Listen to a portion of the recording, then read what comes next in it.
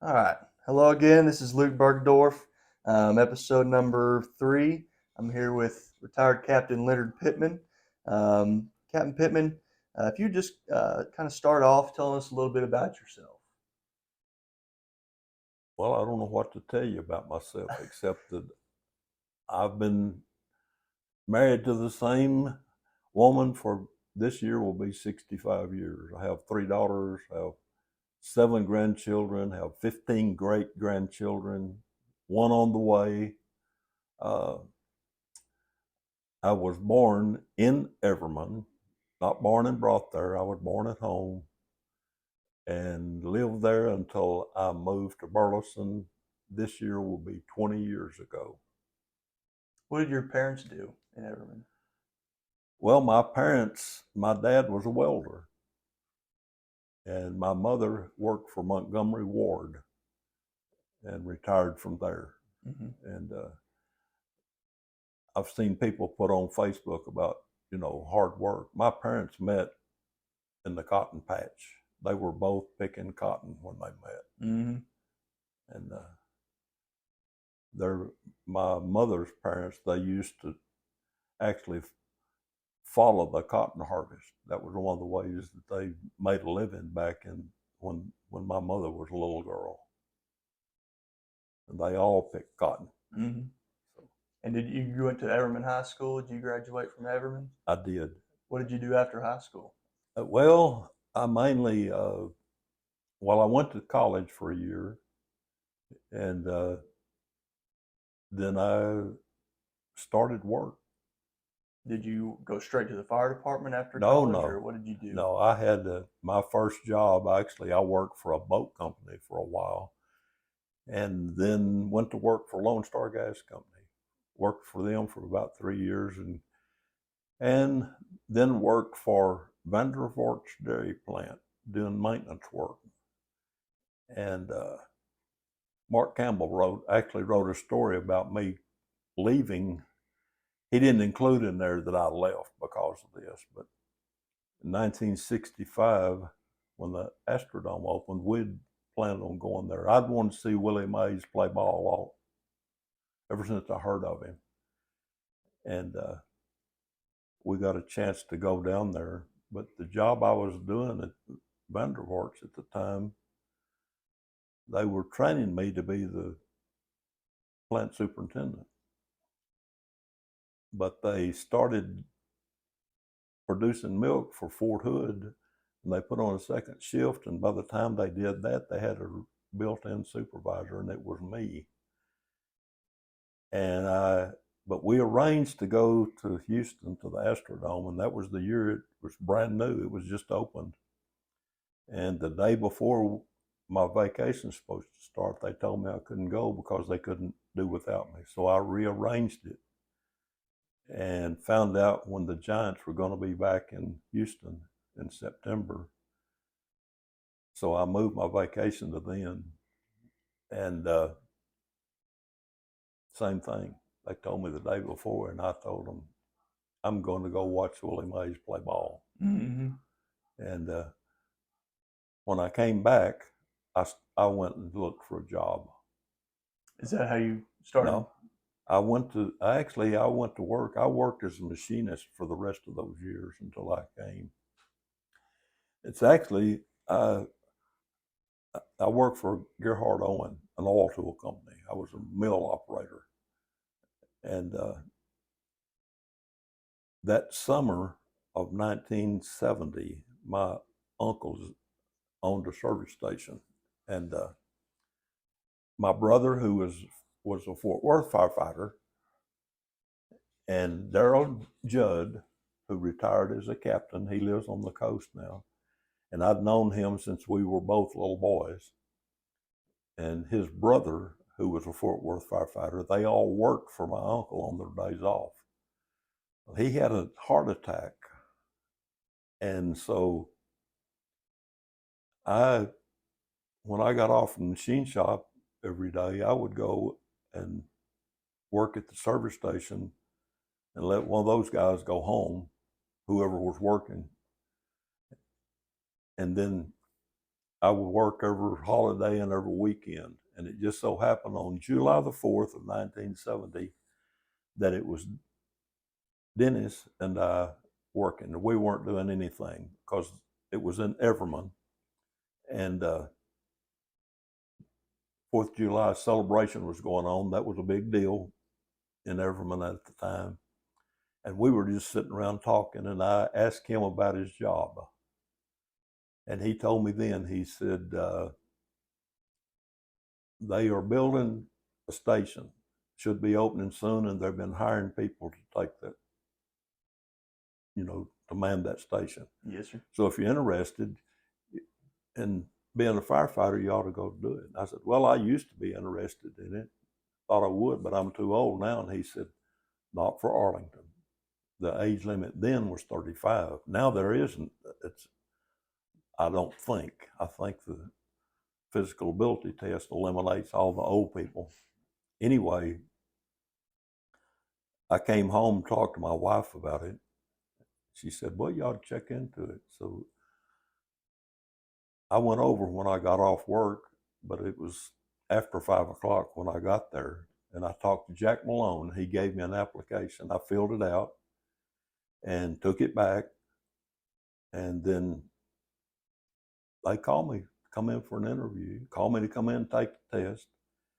And I took the test sitting at the dinner table at Station 1 after 5 o'clock with them watching the news and some guys in the station cooking and doing all that.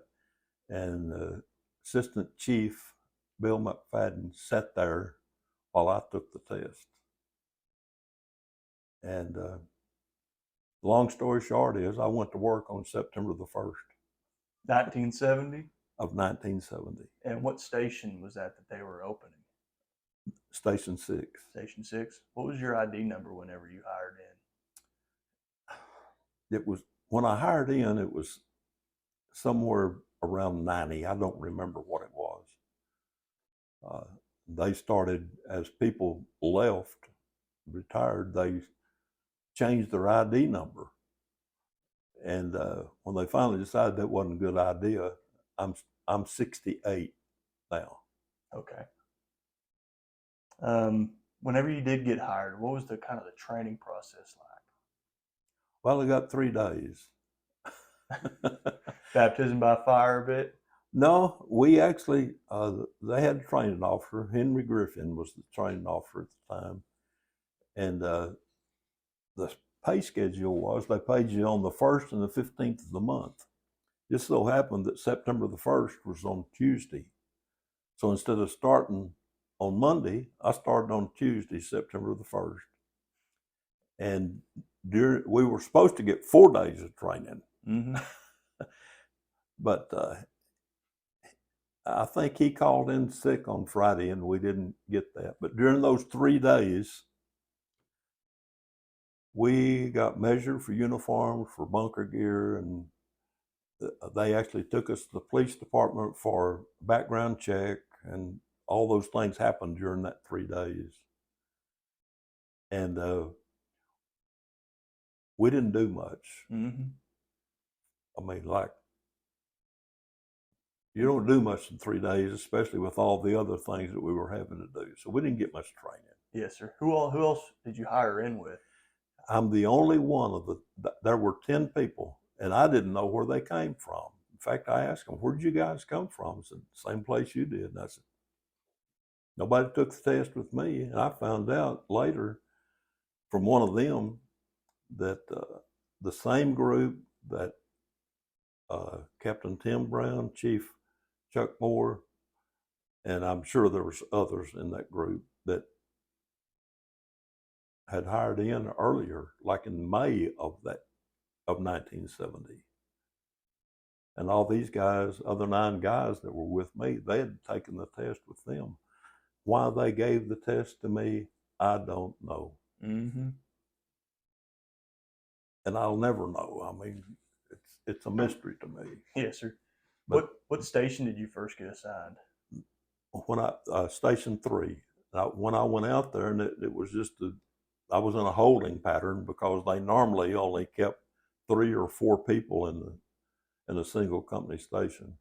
And what they were doing is just putting us around town until they opened Station 6. And I worked at Station 3 for till just about the 1st of October. Yes, sir. And so I was there about 3 weeks. Do you remember your first shift? I do, and I remember my first call. You want to tell us about that? I do. My first shift, the captain was Bob Bremmel. The driver was Hayden Templeton. One of the firefighters was Porter Pierce, and the other firefighter was Jack Nutt. And they put me on the tank truck with Jack. Now, back in those days, we ran a tank truck on, that was the first thing that went out, and it ran on all the car fires and things like that, grass fires. And if we had a house fire, tank truck would be the first unit on. They would do the initial attack while the guys were hooking up the pumper or doing whatever else they needed to do. And my first run was with Jack Nutt, and it was on Bowen Road, just a block or so north of Randall Mill. And there used to be a house, it may have been on that corner. There used to be a house there that had a rock fence around it. And for some reason, somebody had turned a car over and it slid through the gate of that and was in the front yard of that house.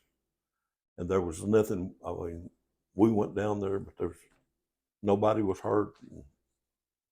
That's all there was to it. We didn't do anything. Yeah. But that was my first run. How about that? Any more interesting stories from your first shift? That's all Yeah. I remember going on one other call, and that was where they had smoke in the house. And as it turned out, we found a hot pad that was smoldering in a drawer, and that was causing the smoke, and that was it. But as far as doing any firefighting while I was at Station 3, we didn't do that. I went to Station 6 after that. Yes, sir. You went to 6 after 3s? Yes. How long were you there? I stayed there until I made driver. I was there I made driver in December of 1973. 73. So I was at Station 6 for 3 years and a month or 2. Were you there whenever it opened up? Yes, we opened it up. When they first opened it, they put 2 men out there, but they didn't have a fire truck. They were just there, and there was still work going on. And if I remember right, it was one of my classmates, Terry Taldo, and James Allen, that was on my shift. Mm-hmm. James Allen was promoted to lieutenant at the time, and they just stayed out there and watched television and did nothing for a couple of weeks. And then I think October the 1st they opened it officially, and we actually had bought the snorkel, 75-foot platform, and we had a tank truck and a pumper, and they would run it with 4 men. We would run those 3 pieces of apparatus with 4 men. How did you staff those trucks? Who did you put 2 on? Usually what they did is they put lieutenant and 1 firefighter would man the tank truck.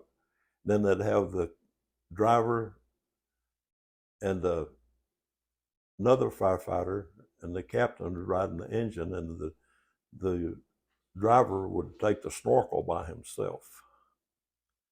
And if we had a man off, then it would be that firefighter would be off of the pumper. So there'd be 2 men on the tank truck, 2 on the pumper, and 1 on the snorkel. And if the other man was off, there would just be somebody driving the pumper, somebody driving the snorkel, and 2 men on the tank truck. But they would actually run that station with 4 people. Yes, sir. And what the first First days of that station, what was it like? Was it real busy? Was it? You know, I don't remember. Okay. I do remember the crew that was there. Mm-hmm. Jack Nutt promoted the driver. Jerry Farrell was the driver. Ed Marlowe was the new captain. He was our captain. James Allen was a new lieutenant, and he was the lieutenant. It was me and Terry Taldo. And we were both rookies. That was our first, that was it. Everybody, we opened that station with everybody doing a new job. Yes, sir. And it was a good crew. Mm-hmm. Somewhere about 5 or 6 months, maybe 4 months into that, they moved another guy up there as driver, and Jack Nutt went out. And then that guy stayed there a while, and we got another driver, and something happened to him, and John Cathy came out there. And then not long after that, they gave the test for driver, and Terry Taldo took that, and he made driver when he'd only been there a little over, probably about a year and a half. Mm-hmm. And we got another firefighter out there then. You were a fireman there for 3 years? Yes, I made driver and went to Station 2 in December of 1973. 73. What was that like, Station 2, driving out there? Well, we had a tank truck, but they didn't use it. It stayed in the house. Occasionally, if they had something going on, a big grass fire or something, then they'd have us take it out there. But we had 4 people there, and usually if we didn't have to swing anybody out or nobody was off, we'd have 4 people on that pumper. Mm-hmm. And it was a Mack pumper. Mm-hmm. One of those, of course, back in those days, the only things that had tops on the cabs were tank trucks. Yes, sir. And driving or even riding in those open top trucks, it was cold, it was wet, and it was not a lot of fun in a hailstorm. Oh, yeah. So this past ice storm, this past week, it would have been pretty miserable, Yes. to say the least. Yes. How long were you a driver for? I made lieutenant, I think, in January of 1979. 79. So about 6 years. Well, actually,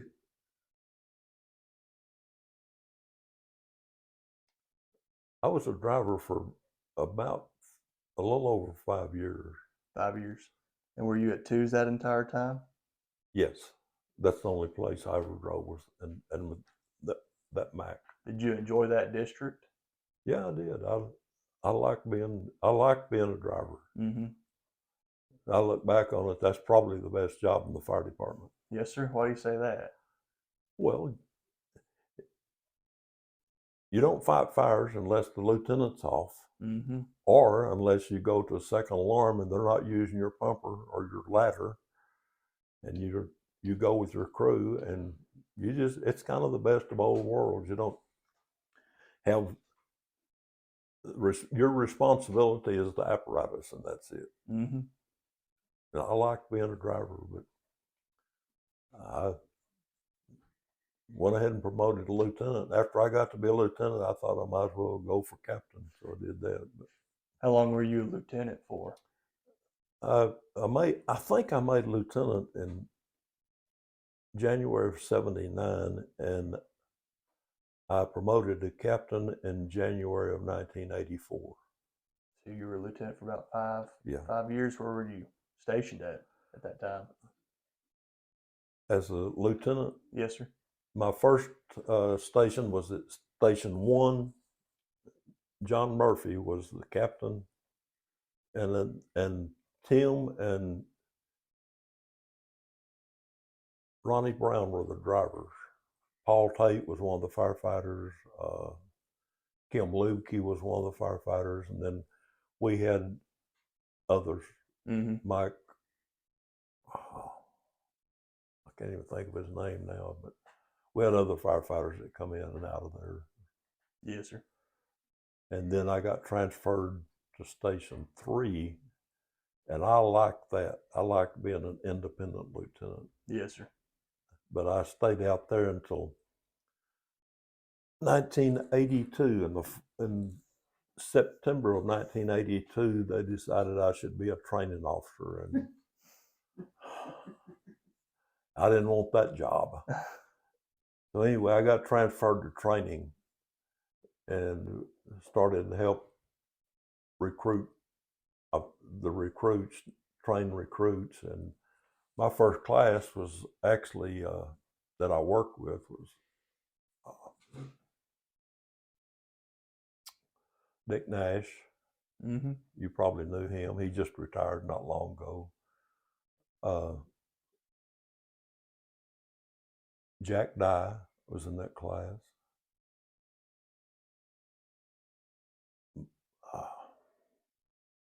I can see them, but I can't think of Yes, sir. their names. It'll come to you in a little bit, but.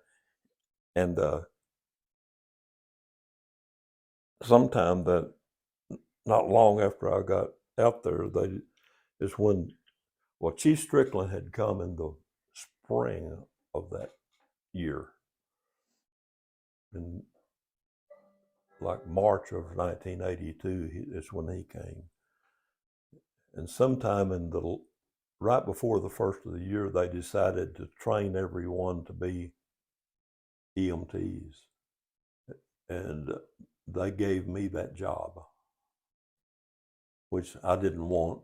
Mm-hmm. But as it turned out, after I was told that I was going to be an EMT and train the fire department to be EMTs, I started looking at it, and I found out that that was the future of the fire service. That actually the fire prevention officers were beginning to do a much better job, and there were fewer incidents of fires. Mm-hmm. And we had decided that having those inspectors do their job, and changing the building materials and all of the other things that were happening, that emergency medicine was going to be the future of the fire service. I mean, we were still going to have fires, going to have car wrecks, going to have all those other things, but EMS was the thing that was going to keep the fire department the busiest. Mm-hmm. So I learned to accept that more, and I was in that unique position, and actually kept the job as the course coordinator for about until sometime in the late 90s. I finally gave it up. So you did it for quite a while. I did all of the recruits, I think, through 1988. I know we had a big class then. And then after that, for several years, they only hired people who were already EMTs. Mm-hmm. But we still had to do refresher courses, and I would come off the line for a while until we started getting other people, Bernie Basket and Terry Miller, Tracy Casburn, and a lot of those people that would do classes. Mm-hmm. And then I quit coming off the line for refreshers. Mm-hmm. Was there a lot of guys that really didn't want to do EMS, that kind of resisted? Or there were, when they first started that program in 1983, yes, there was most of the old-time firefighters did not want to be EMTs, mm-hmm. but they embraced it, and they did a good job. Mm-hmm. There were some people, when Chief Strickland came, there were a number of people that just quit because of the changes that he was making. Mm-hmm. But the thing that he did is he brought us out of the dark ages of firefighting and actually brought us into the 20th century. Mm-hmm. Of course, now it's 21st century, and Arlington Fire Department's still innovative, and I appreciate that. But there were a lot of people that left simply because of the changes that were being made, and those changes were for the good. Mm-hmm. I think that most of the people that stayed under him will tell you that what he did was a really good thing for the Arlington Fire Department. Mm-hmm. Besides EMS, what were Well, some even with the EMS, I think they would agree that that was the thing to do. Mm-hmm. Was there what other changes did he make that were real Well, beneficial? one of them was increase in the fire prevention. Mm-hmm. He made it, and they wound up having to scale back on that, and that had nothing to do with him. It had to do with the city didn't want to spend the money. Mm-hmm. You know, the city fathers, unfortunately, a lot of times look at the bottom line before they look at what's really good for the fire department. And that's one of the reasons why they contract for ambulance service. Mm-hmm. You know, firefighters wouldn't like me to say this, but I think that the fire department would do a much better job if they had the direct control of the ambulance service instead of it being a contracted service. That's just my opinion. And my deal is that it would not be a for profit enterprise. It would be strictly for the good of the people. Mm-hmm. Fire-based EMS system. Fire-based EMS system. So when did you make captain? When did you? January of 1984. Where did you work? I kept working and training. In training. Until the entire fire department was EMTs. Okay. And then when you hit the line, where did you go? Station 1. Station 1? Yeah, I was there with David Crimmins was the lieutenant. Mike Lowe was one of the drivers, and then and I see him, but I can't think of his name. Mm-hmm. Not long after that, Brian Cutterback came he made driver and came down there as a driver. But I saw on Facebook, I'd forgotten about that those guys, they really liked being firefighters. And so they started on the inside flaps of their bunker coats, they actually made a decal that they would paint onto the inside for every fire and for what they call a dig. Every car wreck, they had to make extrication. They'd put a JAWS emblem on there. And on the fires, they would paint in to how many alarms it went to. Really? Yeah. How about that? They didn't paint. I didn't paint mine. Did you enjoy working at Station 1? Oh, yeah, I liked it. But I moved out of there in 1988 in the fall, September, October, and went to Station 9. And Mike Lowe came with me at the same time. Chuck Moore was my battalion chief out there when I was at Station 9. And not long after that, Brian Cutterback, he worked out a class as a lieutenant for several months, and whenever he finished that, he somehow managed to get his way into Station 9. So now they got the same two drivers I had at Station 1, and some of the same firefighters that came out there. I know Scott Bailey was out there. Mark Campbell came out there. I don't remember who else. But that's one of the things I've always been fortunate, and it probably would have happened. It wouldn't matter who was out there, but I've always been with good people. Yes, sir. The good crews. Yeah. And, you know, I would have probably say the same thing regardless of who they were, because I haven't run into really bad people in the fire department. Mm-hmm. Speaking of kind of like the people and the crew, how did you run your station as an officer? Well, I did a little bit different than most people. Just like whenever I went to a new station,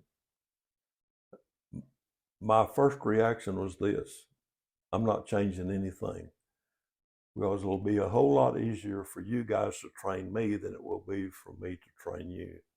Mm-hmm. But if I see that something can be improved, then we as a group will make that change. Mm-hmm. And at the task force stations, uh, we made seat assignments. What were those kind of like? Well, if you sat, as long as we had a full crew, when you sat in a certain seat as a firefighter, there were, and we go on a fire, or we go on a car wreck, or we go on EMS, you were pre-assigned the duties that you were supposed to undertake, so that we didn't have to give you instructions when we got there. Mm-hmm. So each seat had its job, and it usually had to do with the equipment that was on that side of that piece of equipment. Now, if we were running shorthanded, of course, that would change. Yes, sir. And everybody understood that. But I learned that from David Crimmings. Yes, sir. So when I went there and we discussed how we were going to do it, and he told me that that's what he liked to do. Mm-hmm. And I found that worked well wherever I went. Mm-hmm. But I didn't just automatically make changes in anything that a crew had been doing before I got there. Mm-hmm. Because it was easier for me to learn what they were doing than it would be for them to learn, for us to completely revamp the whole thing. Yes, sir. So that's what I did anytime I got transferred. Yeah. And all the stations you worked with, what were some of the notable fires or some of the notable calls that you remember? Well, as a lieutenant, my really notable fire was the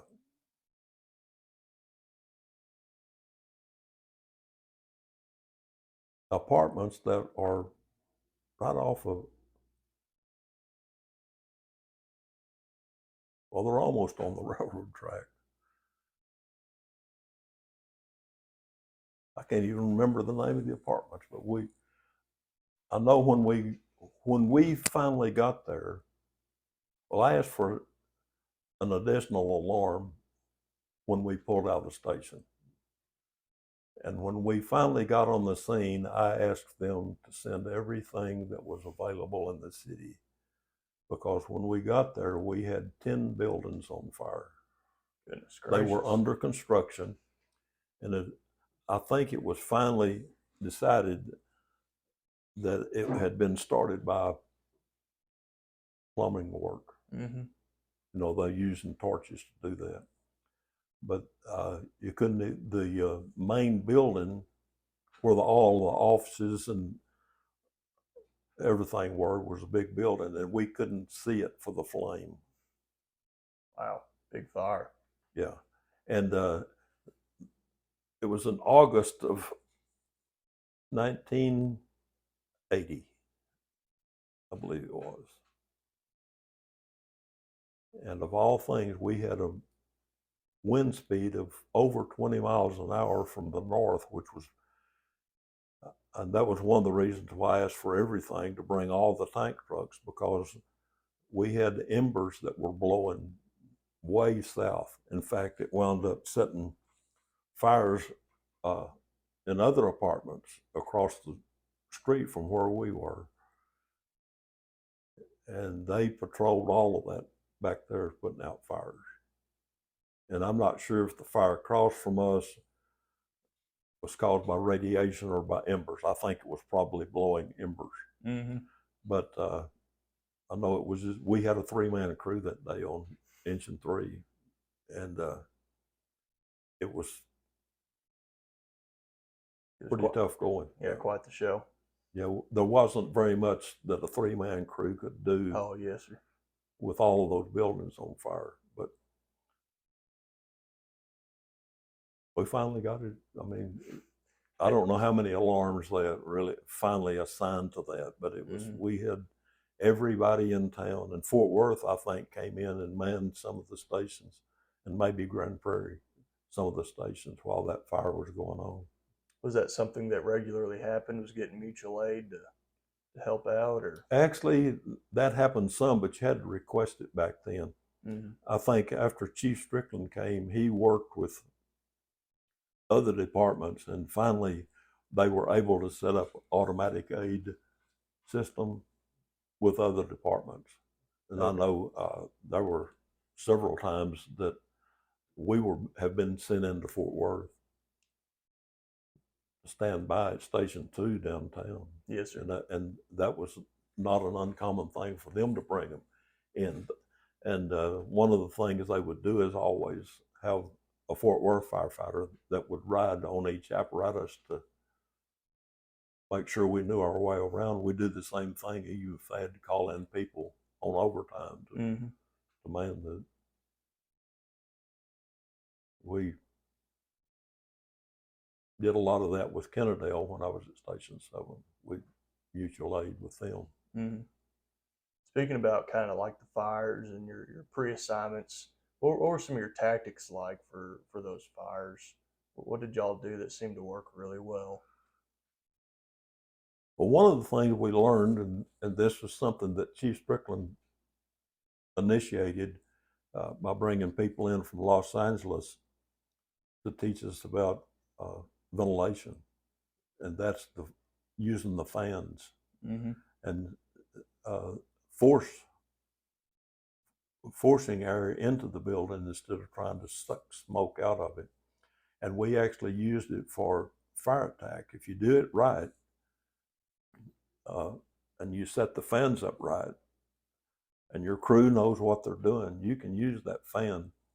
A man could go in there in his shirt sleeves and fight fire.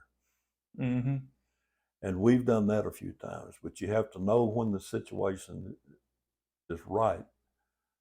That officer needs to, and he may have never seen one before, but with proper education and training from someone who knows what they're doing, then he can recognize those opportunities and make use of it. And we've done that a few times.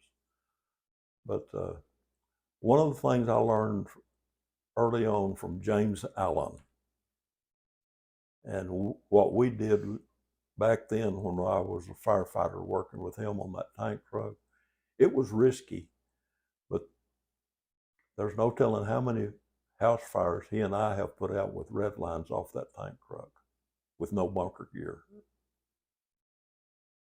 And what his deal was, he told me, he said, what we're going to do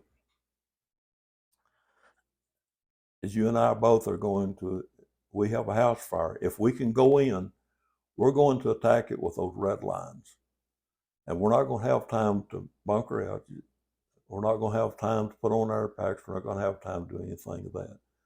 So what we do is we go in and hit it and go back outside. And what that really reinforced for me over the years was a fast, aggressive attack. Very effective. Is very effective. Yes, sir. And that's not changed. I know that, and it's for the good that the state law now that you're not supposed to enter a burning building unless you have backup. The 2 in, 2 out stuff, all that. Yeah. Yes, sir. Yeah. But that allows the fire to grow. Yes, sir. What about and some of the equipment and apparatus that y'all use? You speaking of those red lines and some of the air packs. Back in the day, whenever you're well, back in the day, we had 1.5 inch hose, and that was it. our supply lines were 2.5, and that was it. So, in all the years that until I became a captain, we never had any large diameter hose. Mm-hmm. Now I think most of your attack lines are 1.75 inches. Yes, sir. And your supply lines are all 4 or 5 inch lines, and we didn't do that. The other thing we did was we always did reverse lays when I first started. How did that work? Well, we would have our attack lines were going to be 8.5 inch lines, and that would all be pulled off in front of wherever the fire was, and then the pumper would lay 2.5 inch lines to the fire hydrant and hook up, and then pump back to the fire. Mm-hmm. And I know nowadays, and they started this while I was working, you hook up to the hydrant, and the pumper pulls up to the building that's on fire. Yes, sir. I can see advantages both ways, but the way they do it now is definitely the better of the two. Mm-hmm. And you have a lot more dependable supply. Yes, sir. What about some of like the chainsaws or the extrication tools? Oh, when I first started,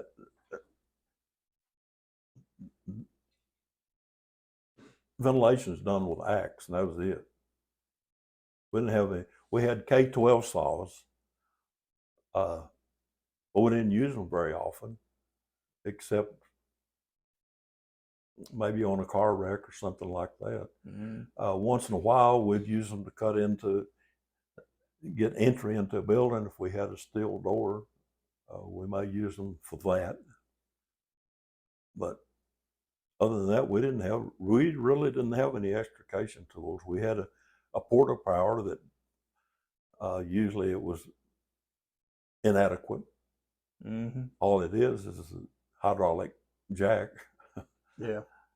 And the first jaws we got was put on truck one, on the old ladder truck that was downtown, and we just had the one.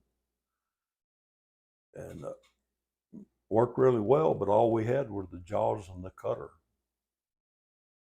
And they were the big ones. Mm-hmm. It take 2 men to operate it. They weighed around 80 pounds each. Mm-hmm. And so there weren't many wimps around handling those tools in those days. Mm-hmm. And yeah, it was better if you had at least 2 men to put on it. Sometimes you didn't. We were underpowered on them. Yes, sir. What about y'all's gear? Did you see your bunker gear? You see throughout the years an advancement in the technology, or Yeah, when I started, our bunker gear wasn't anything but just tent material. And it kept you warm and dry for the most part. The helmets were plastic. In fact, I have one of them in there. mm-hmm. We didn't, and we stayed with those until I was a lieutenant. I think when we got our first decent helmets, and sometime about that time is when we actually got some better bunker gear. Mm-hmm. I know when I started, there were actually a lot of people that wore hip boots. I never did. I wore bunker pants. But this guy's wearing those just rubber hip boots and their bunker coat. Usually wore long bunker coats now, those short ones like everybody wears now. Mm-hmm. But like I say, I worked with James Allen a good part of the time. We didn't even put on bunker gear, which was a violation of the rules, but nobody ever said anything to us about it. Mm-hmm. We would put our helmets on. Get some protection. Yes, sir. Well, yeah. What about your air packs? What kind of air packs did y'all have when you Well, started?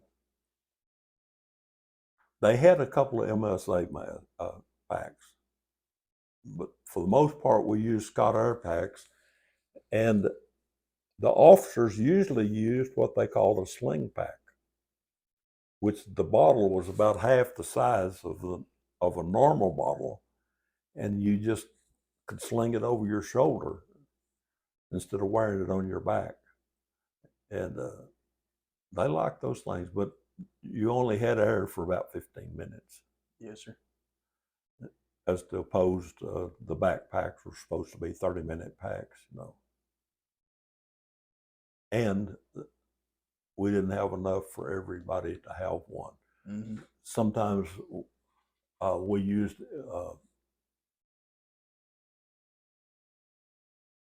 chemical masks.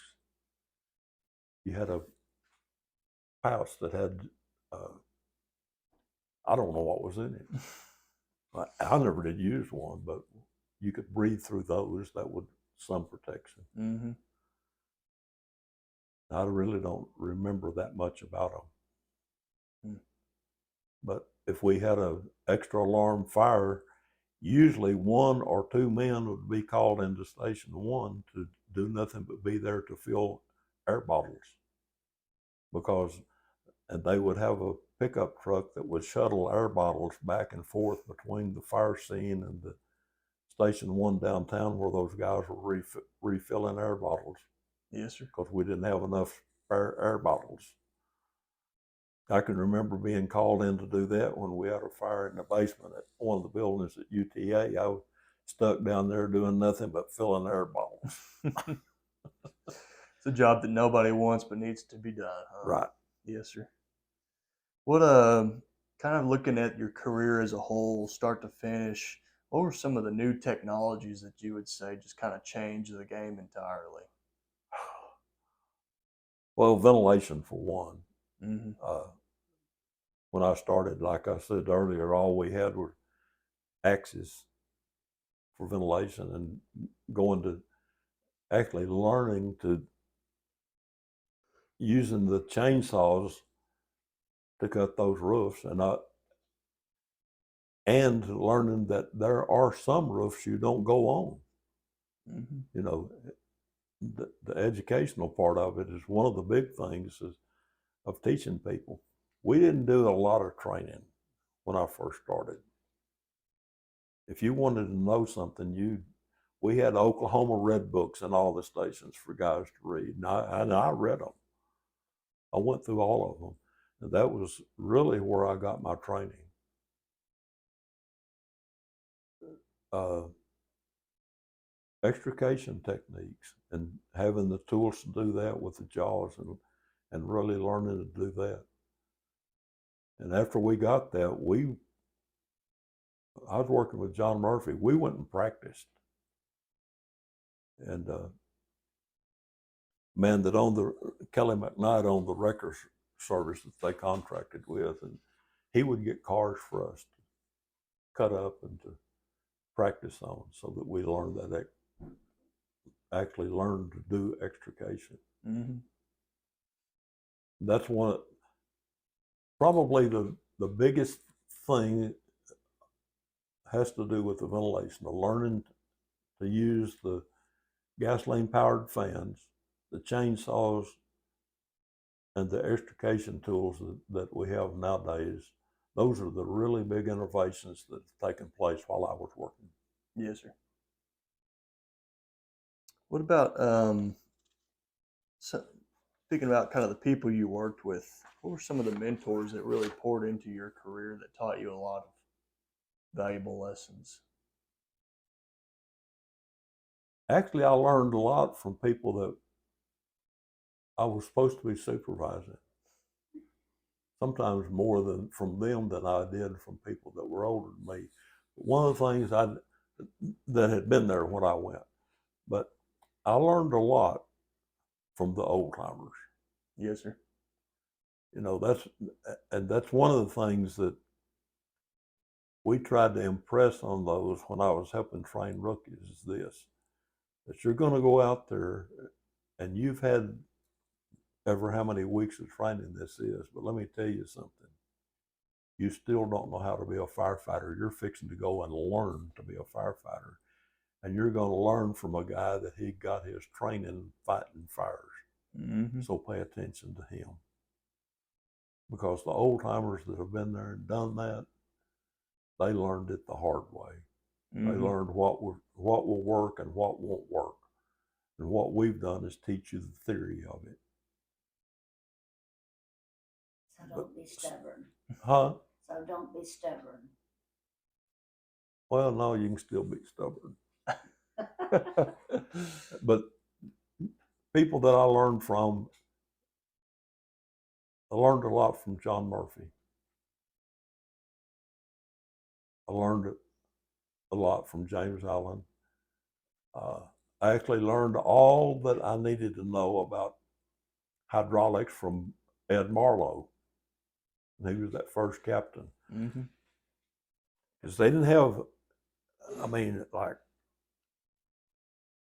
I was a rookie. Of course, I was 31 years old. But I went to Station 6 with that crew. And I was automatically a second driver. Of course, they took me out and, I could spot, I'd driven everything I could drive anything back then. Mm-hmm. In fact, somebody asked Dennis Judd one time, could he drive a certain truck? He said, does it have a steering wheel in it? Well, that's kind of the way we were. He and I grew up, and a lot of the guys, not all of them, but most of the guys back then could drive most anything. Mm-hmm.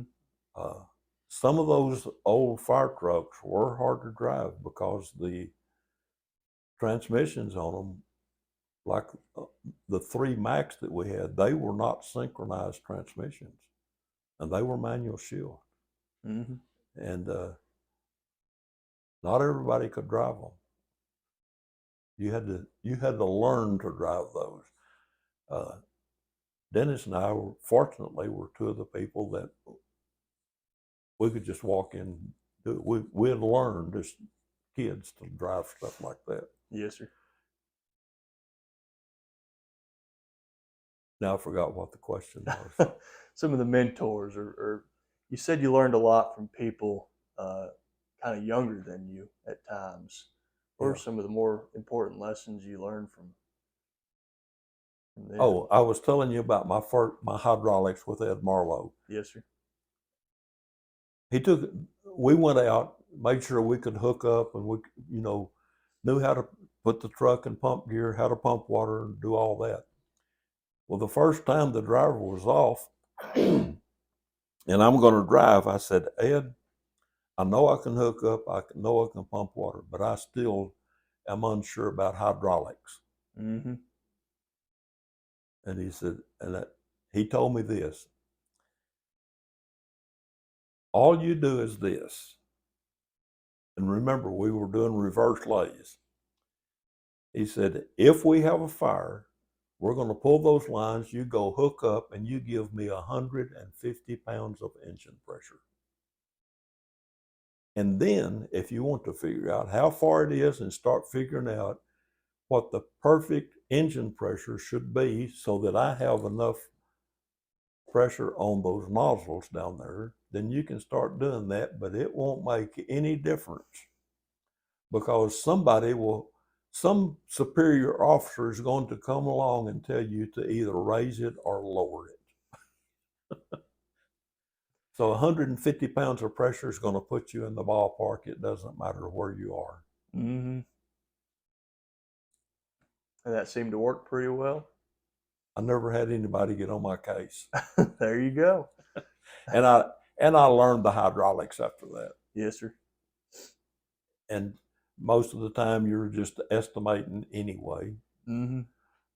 That's why I say in today's world it's a lot easier because you're getting your supply from down there, so you don't even need to know hydraulics. Just give them somebody tell you what the engine pressure is, and they're going to have the right nozzle pressure. Mm-hmm. Now, you spoke you were involved in the EMS and the EMT classes. Was there any other specialty or group or team that you were involved in? No. No. Well, what about kind of your time around the stations? What were some of your best memories at the station?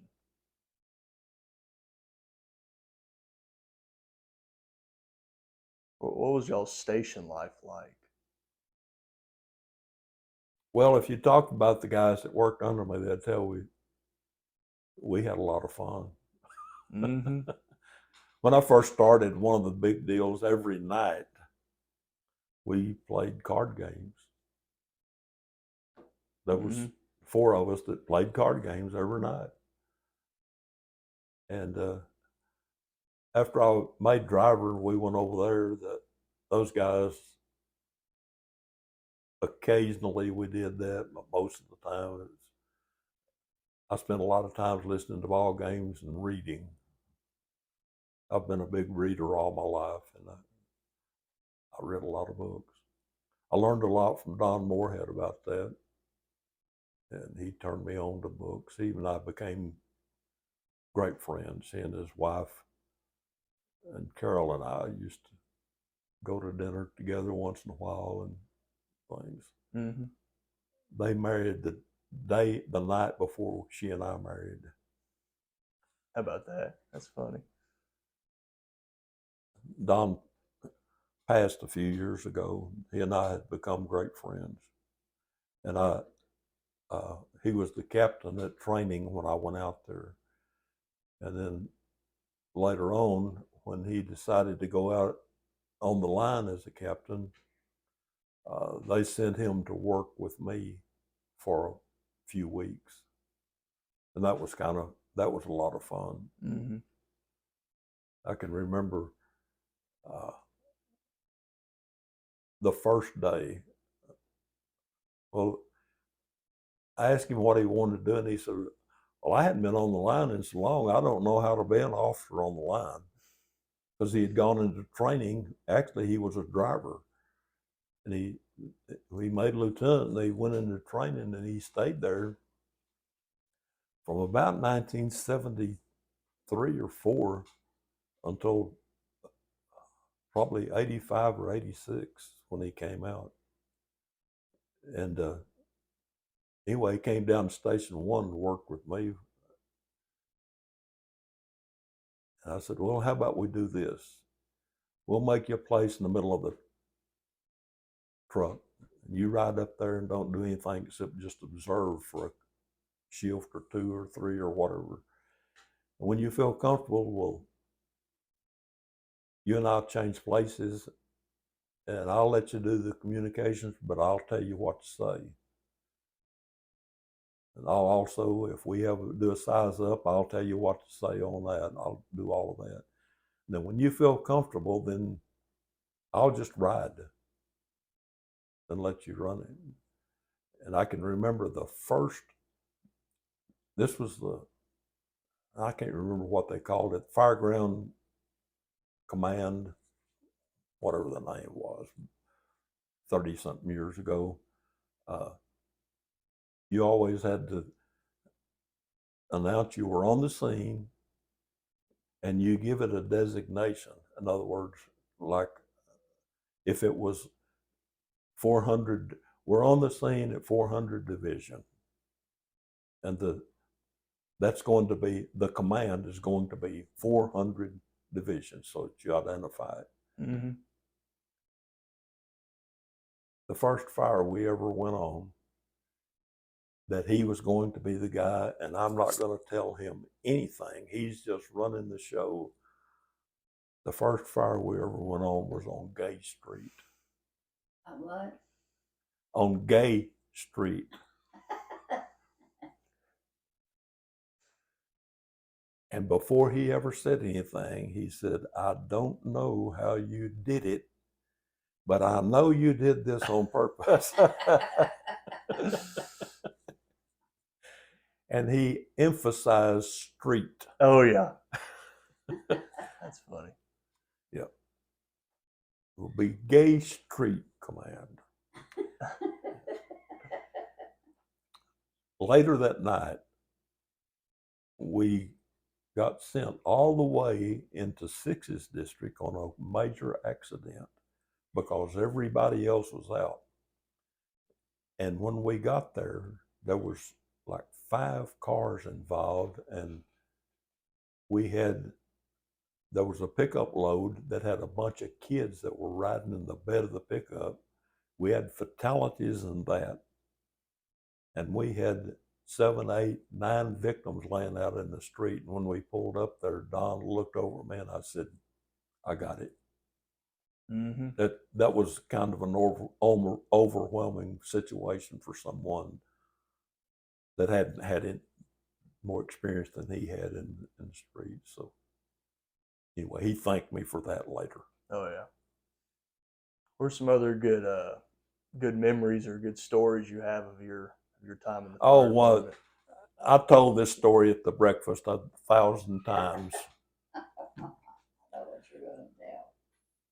One of my best memories, and sadly, one of the guys involved, well, actually, 3 of the guys involved in it have passed away. Woody Wiggle was the new firefighter that came out there, and he was fresh out of the Army. He was in excellent shape. He could, he was a robust young man. And here he comes in. The lieutenant was Stanley Goodman. I don't know if you ever seen a picture of Stanley or not, but he was a bowling ball. He was only about 5'6", and he was almost that wide. He was our lieutenant, and he was in his 40s. I don't know how old he was, but he was into his 40s already. The captain was Ed Marlowe, and he was a year older than me. So at the time, he was about probably 33 or he may have been 34 by then. I mean, like, we're past our prime. Mm-hmm. The other guy was John Cathy, and he wasn't skinny. He was,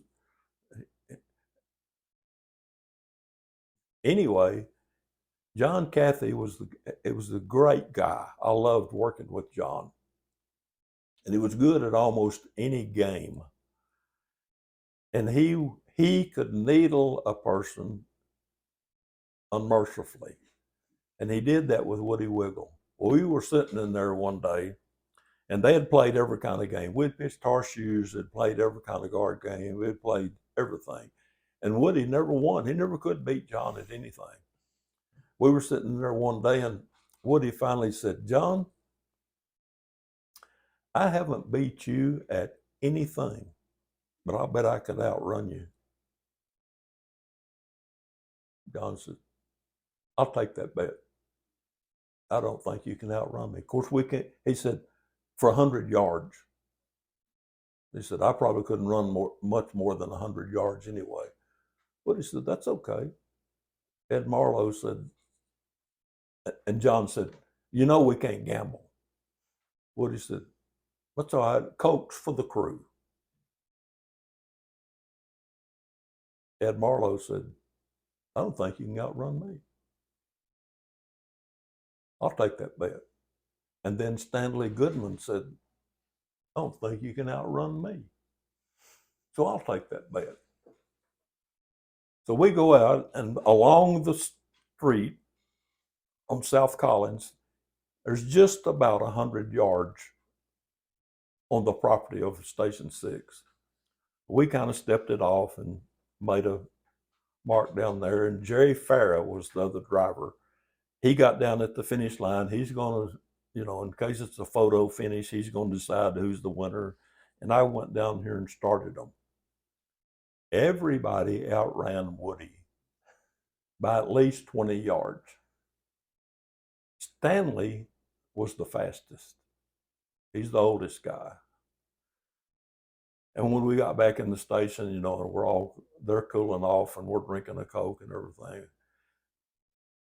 I can't remember who it was, said, Woody, now you need to know, when you start challenging somebody, you need to know something about them. John Cathy still held the record in the high school where he went in Oklahoma for the 100-yard dash.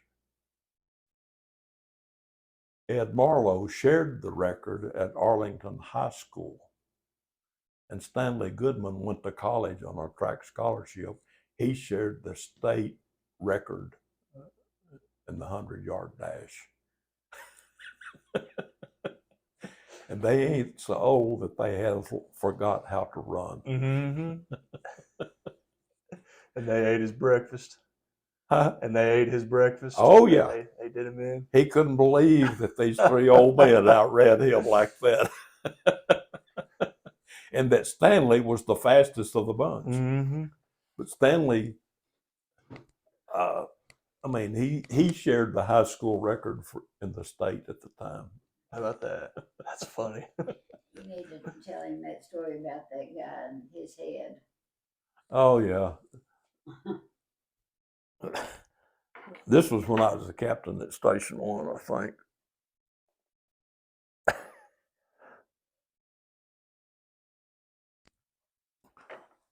Well, I know it was. You know, the population at the University of Texas at Arlington is multicultural. There's probably no telling how many different languages that are spoken there. And we had started that EMS system. Well, one night we got a call on a 2-car wreck up on Division Street. And when we got there, 2 of the people that were involved in it were Nigerians. They spoke English. But you have to remember that cultural differences between them. Of course, being the captain, I'm not hands-on with doing EMS. I'm doing paperwork. Well, one of the paramedics off the ambulance service came over and said, "Captain, I've got a guy over here that I can communicate with, and I'm sure he has a head injury, but I cannot get him to agree to go to the hospital. And he needs to go to the hospital." And I said, "What is it?" He said, "All he tells me is, it's my head." And I asked him, "Do you want to go to the hospital?" "I'm okay. It's my head." So I went over and asked him, I said, "Where are you hurt?" He said, "It's my head." And I said, "Do you want to take your head to the hospital?" "Yes." Then I said, "You must go with it." "Okay." The paramedic looked at me and said, "How did you know that?" I said, "It's a cultural thing. You work at this station long enough, you learn to communicate." Mm-hmm. No problem. Yeah. "It's not me, it's my head." His head needed to go to the hospital. He had to go with it. There you go. You got him to go. Kind of looking back on your career, what do you miss most about it? The people. The people. Yeah. I loved going to work every day. And like I said before, I was always surrounded by good people, and that probably been the case regardless of who was there. Mm-hmm. But I made a lot of friends. But having the job of doing the training for EMTs, I was in a unique position that I knew every person in the fire department. Mm-hmm. Everybody that worked in the offices, everybody that worked in fire prevention, everybody. I knew everybody, and that was, I really liked that part of that job. And there were a few people that I didn't necessarily prefer that I work with them, but there was nobody that I would refuse to work with. Mm-hmm. Good people in the fire department. If you're not a good person, you don't stay around there long, because they'll run you off. I was reminded a lot of times whenever we start doing station duties, regardless of where you were, your mama don't work here. Mm-hmm. You make a mess, you're going to clean it up. Mm-hmm. Still that way, isn't it? Yes, sir. Absolutely. And the other part about it is We're going to eat, and you don't have to like it, but you do have to pay. Yes, sir. Wise words to live by there. Yeah. And I can tell you this, some of the very best meals I've ever had in my life were at the fire station, Mm-hmm. and some of the worst. What was the worst meal you ever had at the fire station? Probably cooked by Terry Gray. When we was working at Station 6 and he come out there, in fact, I can remember Ed Marlowe making this statement. I didn't think it could be done, Terry, but you did it. You fixed something I won't eat. And it was a jack mackerel casserole.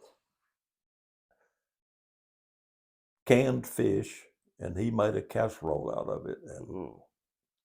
I think we wound up eating it, but anyway. And I worked with Terry there, and again, he and I were lieutenants together in training. Mm-hmm.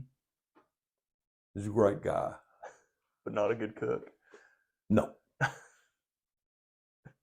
What would you say was your greatest achievement in your career?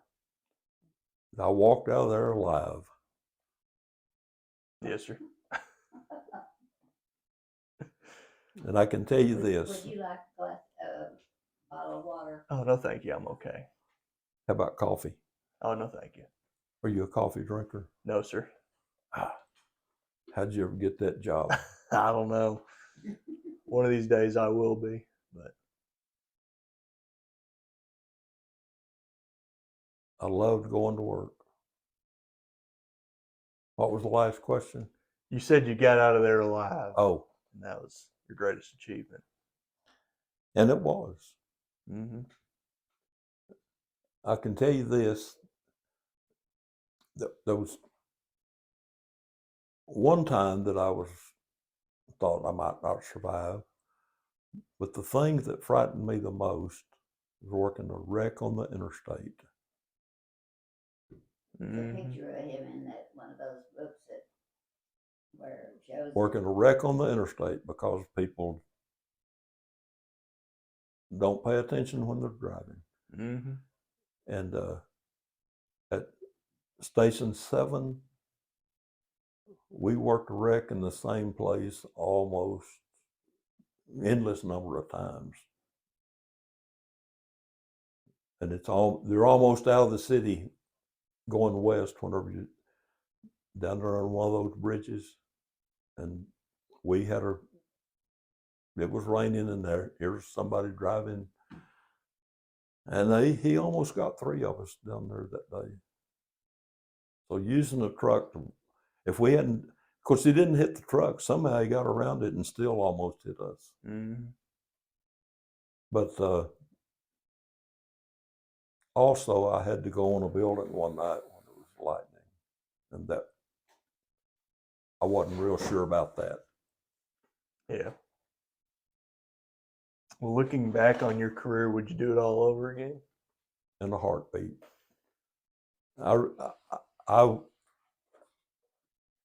I just retired because I got too old to do the job. Nobody wants to see an old man show up and fire. Mm-hmm. Would you change anything about the way your career went? Not really. No, I'm not unhappy with it. Yeah. Would you give, if you could give some advice to kind of the guys or gals getting into the fire service, what would you tell them? First thing I'd tell them is to go to school.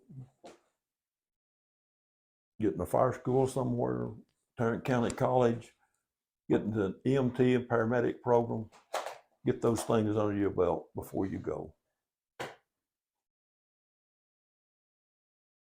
Get yourself in shape,